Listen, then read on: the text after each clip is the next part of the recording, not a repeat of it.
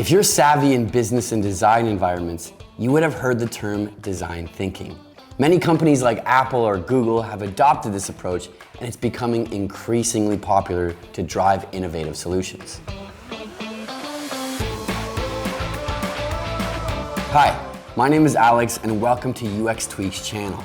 Today we are talking about design thinking. What is this framework and what benefits does it bring? Design thinking is a 5-step process that helps solve problems that a selected group of people have. In UX, you can use the design thinking approach when developing a new product or a feature. It is a fundamentally user-centered process and will help ensure your product is well received and successful. Let's go over the 5 stages of design thinking and explain each of them in more detail. The first stage is the Empathize stage. It is crucial to understand the people you want to design a product for. If you don't spend enough time trying to understand your target audience, your product is in danger of being completely useless, even if it is perfectly designed and functional, because people don't have the need for it. Understanding and empathizing is the foundation block of the design thinking approach.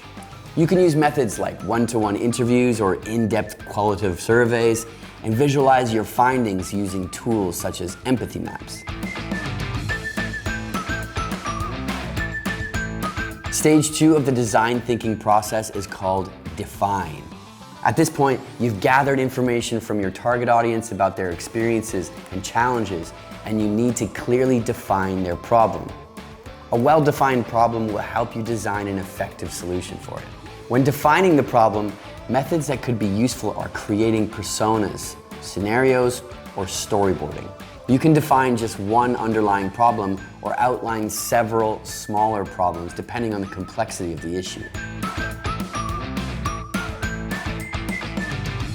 The third stage, Ideate, is what comes after you've defined the problem your target audience has. This is the point where you and your team start generating creative and innovative ideas to solve it. No idea is a bad idea, and thinking outside the box is encouraged and welcome. Write down all your solutions on sticky notes or a whiteboard and brainstorm which ideas solve one or more of the user's problems the best.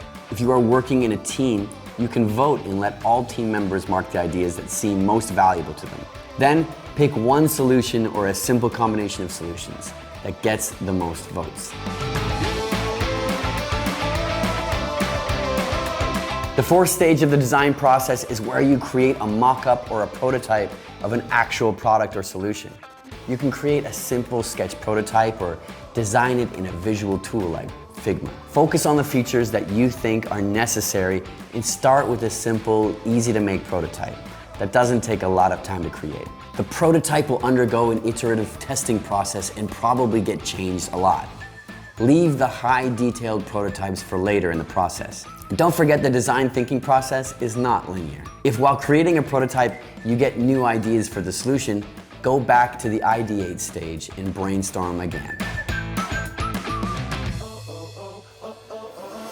As mentioned, the 5th stage of the design thinking process is the testing stage. You test the prototype with your target audience and see how they feel about it, whether it helps them solve their issues and to what extent. If the prototype doesn't work for the audience, go back to the earlier stages of the process and rework it. Ideate, gather new ideas, discuss which features are not working and why. Return to the drawing board and rework the prototype from scratch, if needed. Failing at this stage is not bad, quite to the contrary. The more mistakes you make during initial prototyping and testing, the better the final product will be. For testing your prototypes, you can use a user testing platform like UX Tweak. We offer a specialized tool for prototype testing where you can upload a prototype from Figma or InVision or create an interactive prototype from your sketch photos or exported screens. Design thinking is a user-centered approach to developing solutions and products that are effective and needed. It is important to base all business decisions on data, not just assumptions and feelings.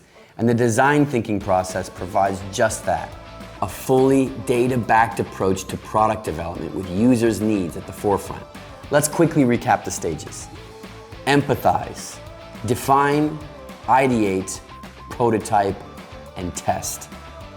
Important to understand is that these are not 5 steps to follow in a linear fashion.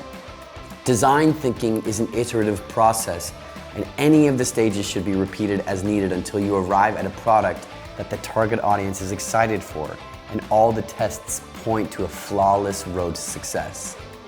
A small note to remember: releasing a finished, developed product is not the end. One must constantly reevaluate the product because of the changing competitive environment and the changing user needs. And that's it for today. I hope we helped you in understanding the process of design thinking and its benefits for business. To test your prototypes with real users, UX Tweak's platform is here for you, and it's free for small-scale research and testing. Sign up for a free account today and start optimizing your prototypes now. Like and subscribe for more UX insights. See you in the next video.